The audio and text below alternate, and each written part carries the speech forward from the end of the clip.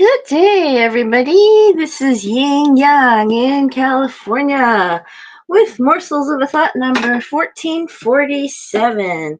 And we are here with the Book of Virtues on Words and Wisdom Wednesday. My goal is to give you morsels of a thought of wisdom to use. Doing the right thing is called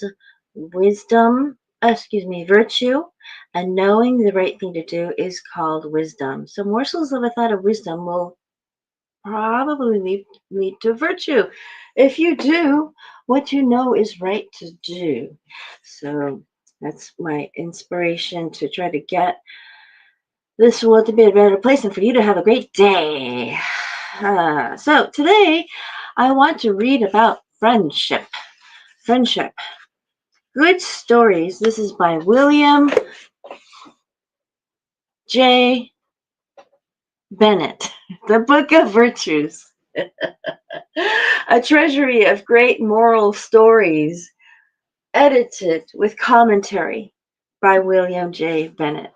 Because I have it here, but it's kind of hard to see the whole title. Good stories invite us to slip into the shoes of other people, he says. A crucial step in acquiring a moral perspective. Stories about friendship require taking the perspective of friends, taking others seriously for their own sakes. In the best friendships we see in perhaps its purest form a moral paradigm for all human relations. As the selections in this chapter make plain, friendship is more than acquaintance, and it involves more than affection. Friendship usually rises out of mutual interests and common aims, and these pursuits are strengthened by the benevolent impulses that sooner or later grow. The demands of friendship for frankness, for self-revelation, for taking friends' criticisms as seriously as their expressions of admiration or praise, for stand-by-me loyalty, and for assistance to the point of self-sacrifice are all potent encouragements to moral maturation and even ennoblement. With two N's, ennoblement, ennoblement. Of course, weaknesses include indu- weaknesses induce companionship just as easily, in fact, more easily than do virtues. There are relationships undeserving of the title friendship that go by the name nonetheless. By that name, nonetheless. The kinds of friendship English essayist Joseph Addison called confederacies in vice or leagues of pleasure. Mutual, nowadays we call them coalitions. Mutual desires and selfishness can be the foundations of counterfeit friendships. In our age, when casual acquaintance often comes so easily, and when intimacy comes too soon and too cheaply, we need to be reminded that genuine friendships take time. They take effort to make and work to keep. Friendship is a deep thing. It is indeed a form of love. And while it may be, as C.S. Lewis said, the least biological form of love, it is also one of the most important. Now, remember when the women's suffrage movement, um, originally they had the support of um, the Black movement. I guess they called them that. Um, it eventually split off because the Black movement of had the male influence and said, how could you think that we were going to help you all the way through, so the women's suffrage movement did actually go that way. Anyway, every parent knows how crucial the choice of friends is for every child. Childhood friendships tell parents which ways their children are tending. They are important because good friends bring you up and bad friends bring you down. So it matters who our children's friends are. And it matters as examples to our children who our friends are. Friends should be allies of our better natures. We must teach children how to recognize counterfeit friendships, to know they are injurious, to realize they enforce what is less than noble in us. Having friends is only half the relationship, of course, though it is the half that both children and parents tend to be most consciously concerned with. Being a friend is often more important to our moral development. The other side of good friends bring you up is the side where you are the good friend, the active agent that brings the other up. To befriend a friendless or even to befriend a friendless or less fortunate schoolmate can be a profoundly maturing activity for a child. Such familiar exhortations as friends don't let friends drive drunk and to have a friend, be a friend, help keep us mindful of this more active side of friendship. Here then are some varieties of friendship.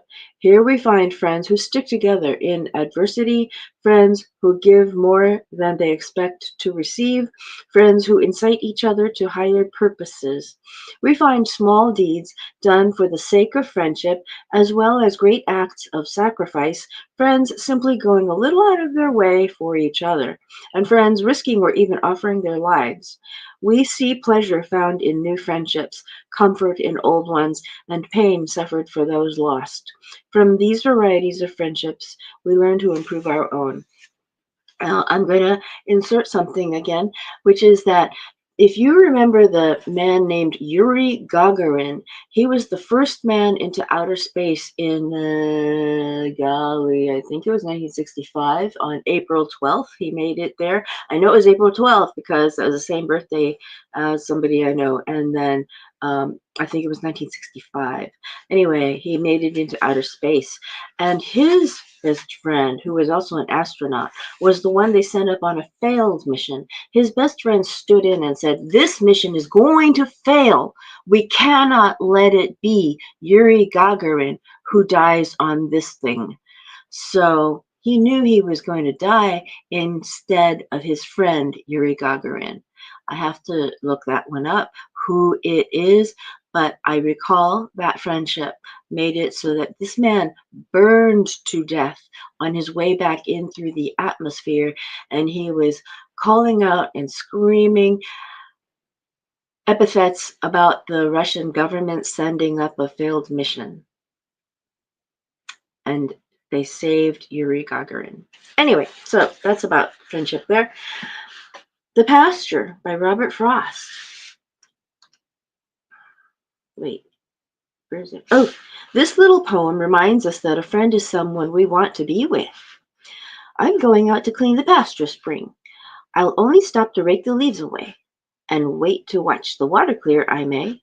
I shan't be gone long. You come too. I'm going to fetch the little calf that's standing by the mother. It's so young, it totters when she licks it with her tongue. I shan't be gone long. You come too. That's a little poem. The Bear and the Travelers by Aesop. Fair weather friends were around in the days of Aesop in the 6th century BC, and they still abound today. Children should learn how to recognize one and how not to be one. Fair weather friends. That's the comment. Two travelers were on the road together when a bear suddenly appeared on the scene. Before he observed them, one made for a tree at the side of the road and climbed up into the branches and hid there. The other was not so nimble as his companion, and, as he could not escape, he threw himself on the ground and pretended to be dead. The bear came up and sniffed all around him, but he kept perfectly still and held his breath, for they say that a bear will not touch a dead body. The bear took him for a corpse and went away. When the coast was clear, the traveler in the tree came down and asked the other what it was the bear had whispered to him when he put his mouth to his ear. The other replied, "He told me never again to travel with a friend who deserts you at the first sign of danger." Misfortune tests the sincerity of friendship. Yeah. Boy, does it ever. Cat and Mouse in Partnership. This is a different story from the Chinese one I've told before. This is by the Brothers Grimm. As this story shows us, picking the wrong friend can be disappointing or even disastrous. A cat, having made acquaintance with a mouse, professed such great love and friendship for her that the mouse at last agreed that they should live and keep house together. "We must make provision for the winter," said the cat, "or we shall suffer hunger, and you, little mouse, must not stir out, or you will be caught in a trap." So they took counsel together and bought a little pot of honey, and they could not tell where to put it for safety, but after long consideration the cat said there could not be a better place than the church, for nobody would steal there, and they would put it under the altar and not touch it until they were really in want.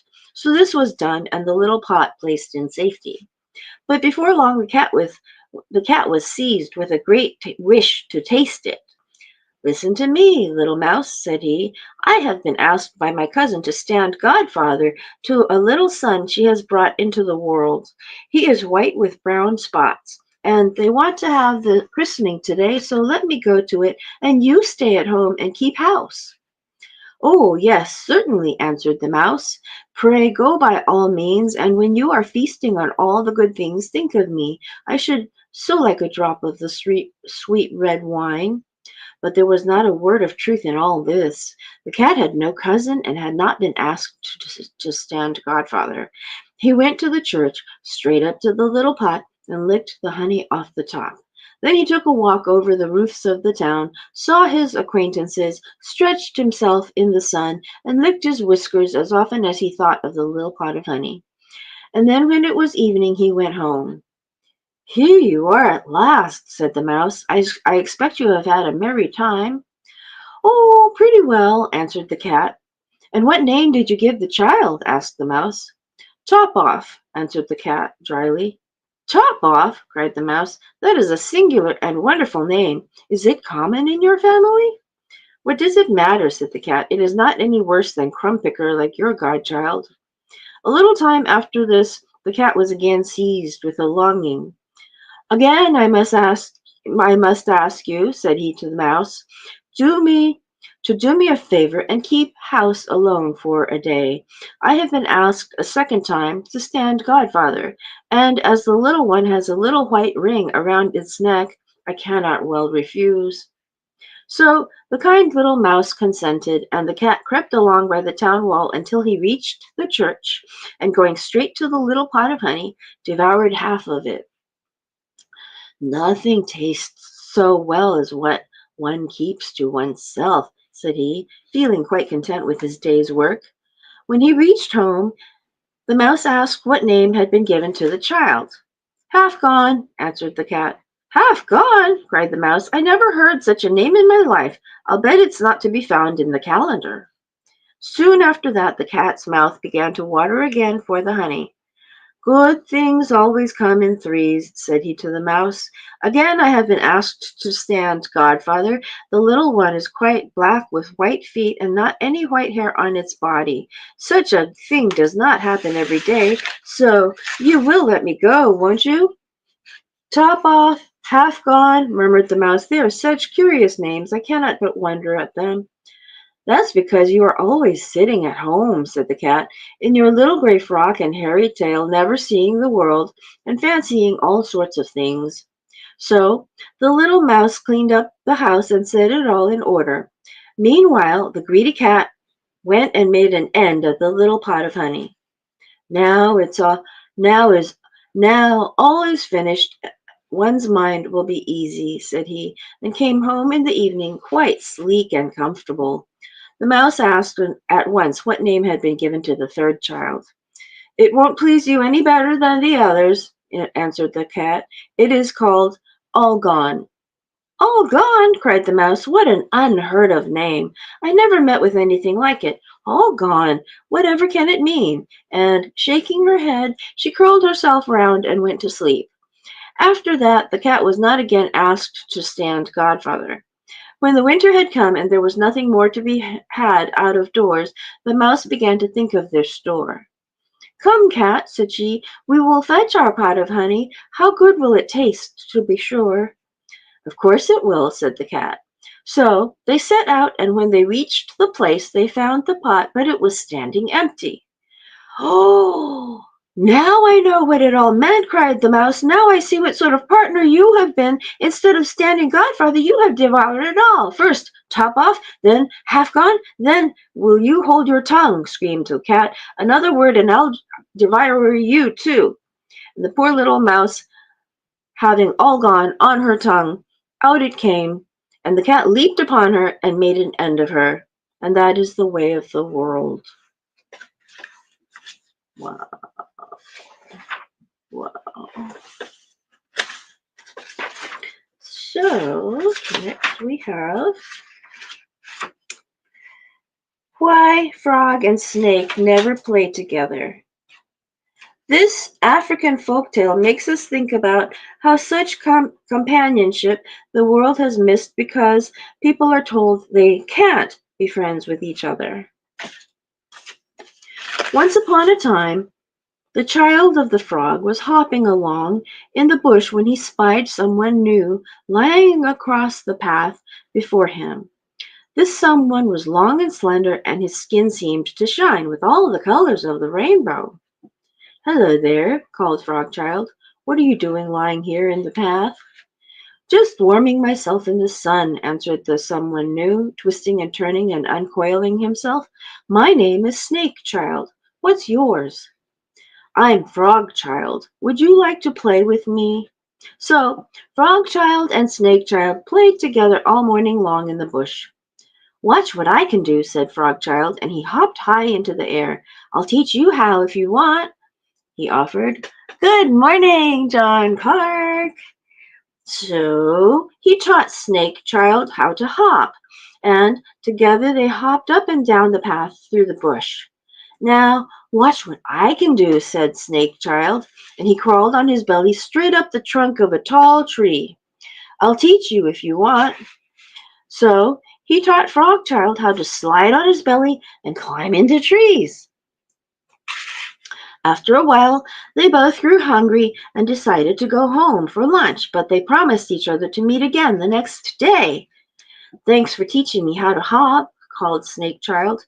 "Thanks for teaching me how to crawl up trees," called Frog Child. Then they each went home. "Look what I can do, Mother," cried Frog Child, crawling on his belly. "Where did you learn to do that?" his mother asked. "Snake Child taught me," he answered. "We played together in the bush this morning. He's my new friend." "Don't you know the snake family is a bad family?" his mother asked. "They have poison in their teeth. Don't ever let me catch you playing with one of them again, and don't let me see you crawling on your belly either. It isn't proper." Meanwhile, Snake Child went home and hopped up and down for his mother to see. "Who taught you to do that?" she asked.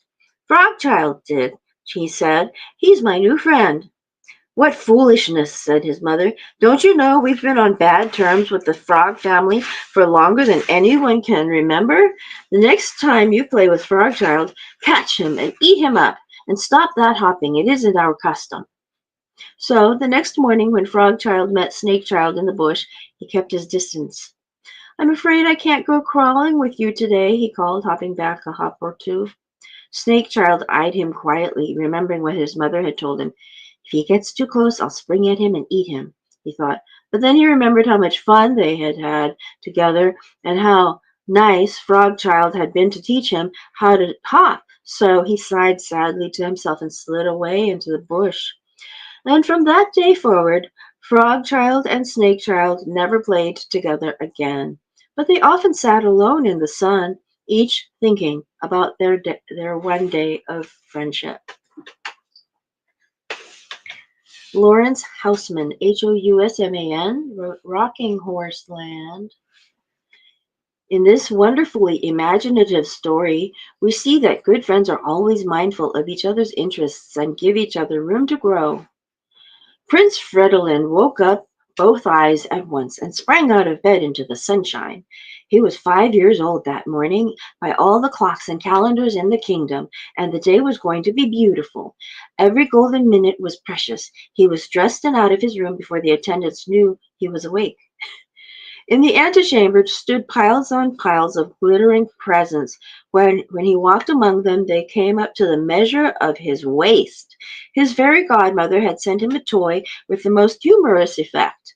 It was labeled Break me, and I shall turn into something else. So, every time he broke it, he got a new toy more beautiful than the last.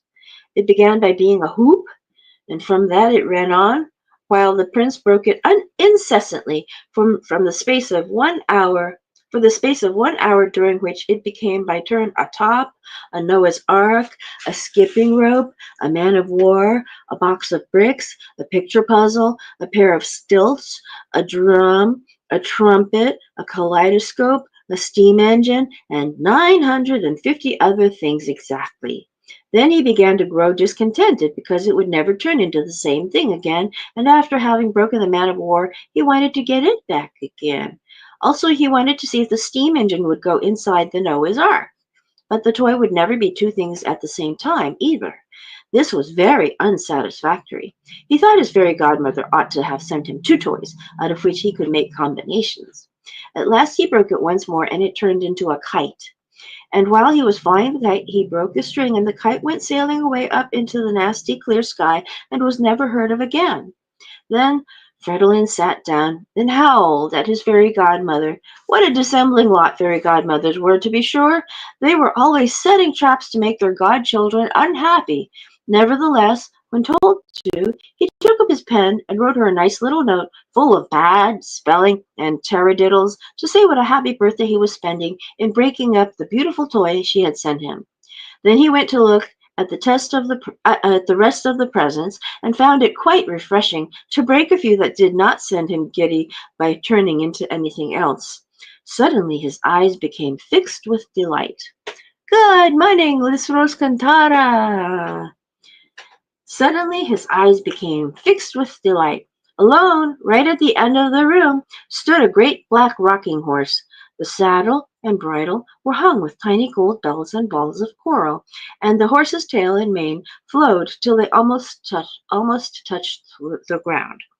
The prince scampered across the room and threw his arms around the beautiful creature's neck.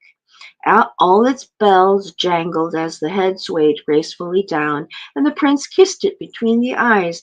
Great eyes they were, the color of fire, so wonderfully bright, it seemed they must be really alive, only they did not move, but gazed continually with a set stare at the tapestry-hung wall, on which were figures of armed knights riding by to battle. So Prince Fridolin mounted to the back of his rocking horse, and all day long he rode and shouted to the figures of the armed knights, challenging them to fight, or leading them against the enemy. At length, when it came to be bedtime, weary of so much glory, he was lifted down from the saddle and carried away to bed. In his sleep, Fridolin still felt his black rocking horse swinging to and fro under him, and heard the melodious chime of its bells, and in the land of dreams saw a great country open before him, full of the sound of the battle cry and the hunting horn calling him to strange perils and triumphs. In the middle of the night he grew softly awake, and his heart was full of love for his black riding horse. He crept gently out of bed. He would go and look at it where it was standing so grand and still in the next room, to make sure that it was all safe and not afraid of being by itself in the dark night. Parting the door hangings, he passed into the wide hollow chamber beyond, all littered about with toys. The moon was shining in through the window, making a square cistern of light upon the floor. And then all at once he saw that the rocking horse had moved from the place where he had left it. It had crossed the room and was standing close to the window with its head toward the night, as though watching the movement of the clouds and the trees swaying in the wind. The prince could not understand how it had been moved. He was a little bit afraid, and stealing timidly across, he took hold of the bridle to comfort himself with the jangle of its bells. As he came close and looked up into the dark, solemn face, he saw that the eyes were full of tears, and reaching up, felt one warm against his hand. "Why do you weep, my beautiful?" said the prince. The rocking horse answered, "I weep because I am a prisoner and not free. Open the window, master, and let me go." "But if I let you go, I shall lose you," said the prince. "Cannot you be happy here with me?" And the horse said, "Let me go, for my great brothers call me out of Rocking Horse Land, and I hear my sweet mare whinnying it to her foals, and they all cry, seeking me through the ups and hollows of my native Sweet master, let me go this night, and I will return to you when it is day. Then Prince Fridolin said, How shall I know that you will return to me, and what name shall I call you by? And the rocking horse answered, My name is Roland. Search among my mane till you find in it a white hair. Draw it out and wind it upon one of your fingers. And so long as you have it wound about your finger, you are my master. And wherever I am, I must go or return at your bidding. So the prince drew down the rocking horse's head and searched in the mane till he had found there the white hair, and he wound it upon his finger and tied it. After that he kissed Roland between the eyes, saying, Go then, Roland, since I love you and I see you and would see you happy, only return to me when it is day. And so saying, he threw open the window to the stir of the night. Then the rocking horse lifted his dark head and neighed aloud for joy, and swaying forward with a mighty circling motion, rose full into the air and sprang out into the free world before him. Fridolin watched how with plunge and curve he went over the bowed trees, and again he neighed into the darkness of the night, then swifter than wind, disappeared in the distance, and faintly from far away came a sound of the neighing of many horses answering him. Then the prince closed the window and crept back to bed, and all night long he dreamed strange dreams of Rocking Horse Land. There he saw smooth hills and valleys that rose and sank without a stone or tree to disturb the steel-like polish of their surface, slippery as glass and driven over by a strong wind, and over them, with a sound like the humming of bees, flew the rocking horses. Up and down, with bright manes streaming like colored fires, and feet motionless behind and before, went the swift pendulum of their flight. Their long bodies bowed and rose, their heads worked to carry impetus to their going. They cried, neighing to each other over hill and valley, Which of us shall be first? Which of us shall be first? After them, the mares with their tall foals came spinning to watch, crying also among themselves, Ah, which shall be first? Roland, Roland is first, shouted the prince, clapping his hands together as they reached the goal. And at that, all at once he woke and saw it was broad day. Then he ran and threw open the window, and holding out the finger that carried the white hair, cried, Roland, Roland, come back, Roland. Far away he heard an answering sound, and in another moment there came the great rocking horse himself, tipping and dancing over the hills. He crossed the woods and he cleared the palace wall at a single bound, and floating in through the window, dropped down onto the floor by Prince Fridolin's side, rocking himself gently to and fro as though panting from the strain of his long flight. Now are you happy? Asked the prince as he caressed him. Ah, sweet prince, said Roland. Ah, kind master. And then he said no more, but became the stock-still staring rocking horse of the day before, with fixed eyes and rigid limbs, which could do nothing but rock up and down with a jangling of sweet bells as long as the prince rode him. That night Fridolin came again when all had become still in the palace. And now, as before, Roland had moved from his palace and was standing with his head against the window, waiting to be let out. Ah, dear master, he said as soon as he saw the prince coming, let me go this night also, and I will surely return before day. So again the prince opened the window and watched him disappear, and heard from far away the neighing of the horses in Rocking Horse Land calling to him. And in the morning, with the white hair around his finger, he called, Roland, Roland, and Roland neighed and came back to him, dipping and dancing over the hills. Now this same thing happened every night, and every morning the horse kissed Fridolin, saying, Ah, dear prince and kind master, and became stock still once more. So a year went by, till one morning Fridolin woke up to find it was his 6th birthday. And as 6 is to 5, so were the presents he received on his 6th birthday, for magnificence and multitude to the presents he had received the year before. His fairy godmother had sent him a bird, a real live bird, but when he pulled its tail, it became a lizard. And when he pulled the lizard's tail, it became a mouse. And when he pulled the mouse's tail, it became a cat. Then he did very much want to see if the cat would eat the mouse, and not being able to have them both together, he got rather vexed with his very fairy godmother. However, he pulled the cat's tail, and the cat became a dog, and the dog became a goat. And so it went on until he got to a cow. And then he pulled the cow's tail, and it became a camel. And he pulled the camel's tail, and it became an elephant. And still, not being contented, he pulled the elephant's tail, and it became a guinea pig. Now, a guinea pig has got no tail to pull, so it remained a guinea pig while Prince Fridolin sat down and howled at his fairy godmother. But the best of all his presents was the one given to him by the king, his father. It was a most beautiful horse, for, said the king, you are now old enough to learn to ride.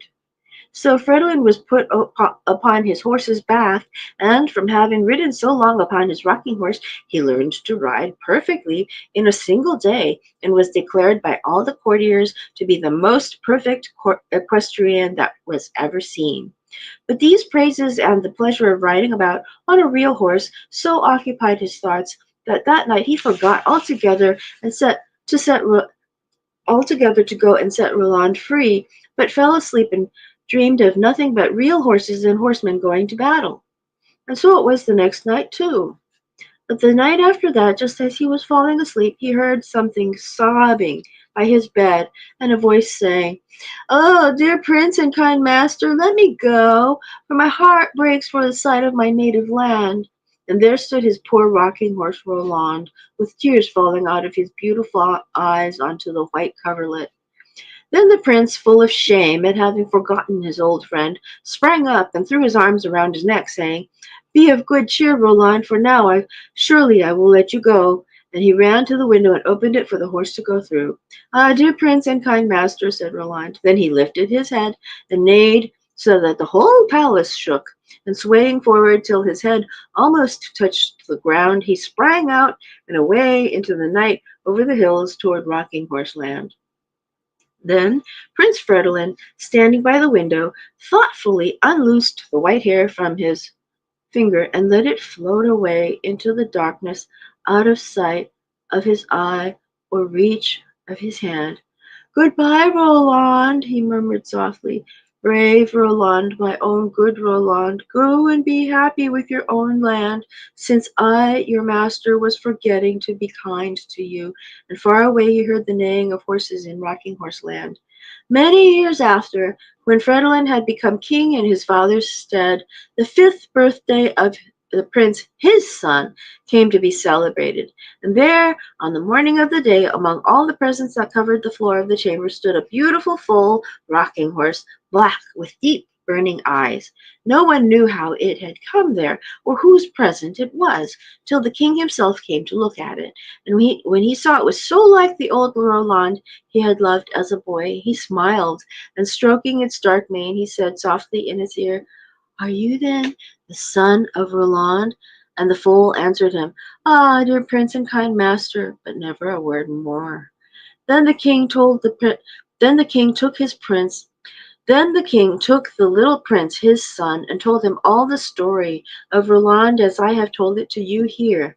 And at the end he went and searched in the foal's mane till he found one white hair, and drawing it out, he wound it about the little prince's finger, bidding him guard it well and be ever a kind master to Roland's son.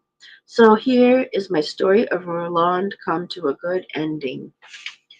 Wow, that was great. So we will see you here tomorrow for Rules Day. Okay, old Kinderhook.